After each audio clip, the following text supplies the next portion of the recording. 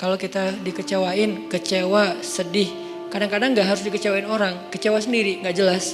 Tiba-tiba kecewa tiba-tiba kayak sedih aja. Pernah gak sih sedih tapi gak ada sebab? Itu tuh gimana tuh? Tiba-tiba kayak hari ini, kok saya gak? Tahu gak kenapa? Hati kita itu diusik sama setan. Setan tuh emang senang ngusik hati. Dia tuh gak ngusik fisik kita kecuali sesekali. Kayak misalnya ada guna-guna, itu kan fisik kan. Tapi yang sering banget dailynya dia tuh ngusik hati. Yuwaswisu fi sudurin nas. Yuwaswis itu continuous present tense. Jadi continuous, terus-terusan. Fi'lul mudhari kalau bahasa Arab. Yuwaswisu terus menerus. Fi sudurin nas, di dalam hati atau dada manusia.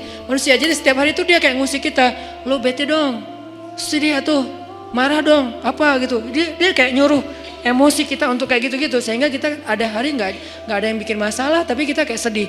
Nah dalam keadaan kayak gitu, ada trigger kecil aja meledakan. Nah gimana ngobatinnya? Satu doa, ya Jabbar, itu panggilan orang yang sedang sakit hati. Jadi satu artinya untuk orang yang lagi dizalimi, satu lagi untuk orang yang lagi hatinya kayak sedih, kayak disakitin. Nggak sebesar zolim sih, cuman ya lumayan lah, bikin gak bisa tidur, bikin tumbuh jerawat gara-gara itu gitu kan ya. Jadi intinya adalah panggil Allah kalau kita lagi sakit hati dan dikecewain. Ya Allah, ya Jabbar. Salah satu doa minta disembuhkan kecewa dan sakit hati di dalam sholat adalah Rabbighfirli warhamni wajburni. Kalimat wajburni. Selama ini kita baca enggak? Apa arti wajburni? Bukan paksa aku dong Allah, enggak. Padahal arti Jabbar juga yang memaksa kepada kehendaknya. Tapi kalimat wajburni, makna Jabbar di sini makna yang ketiga di antara tiga makna Jabbar, yaitu yang mengobati sakit hati. Jadi ketika kita berdoa, Rabbighfirli warhamni wajburni warfa'ni warzuqni wahdini wa'afini. Banyak banget ya. Luar biasa kita ya.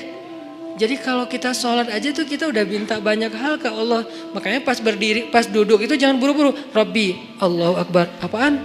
Malaikat juga bingung. Rabbi apa? Kamu dengar gak dia doa apa? Enggak. Jadi kita kayak gak jelas gitu minta ke Allah. Rabbi udah gitu sujud. Karena terlalu buru-buru, gak ada tumakninah, gak ada tenang, gak ada berhenti sebentar. Makanya Rabbi firli warhamni wajburni. Wajburni itu artinya kalau kita terjemahin, sembuhkanlah sakit hati saya. Atau bahasa lain juga bisa diterjemahin, hiburlah aku ya Allah, aku lagi sedih nih. Kalau kita ke teman gitu ya, hibur aku dong, gue lagi sedih nih.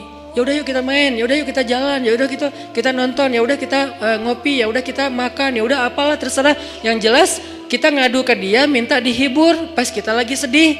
Nah cara ngadu ke Allah pas kita lagi sedih supaya dihibur oleh Allah, wajburni ya Jabbar.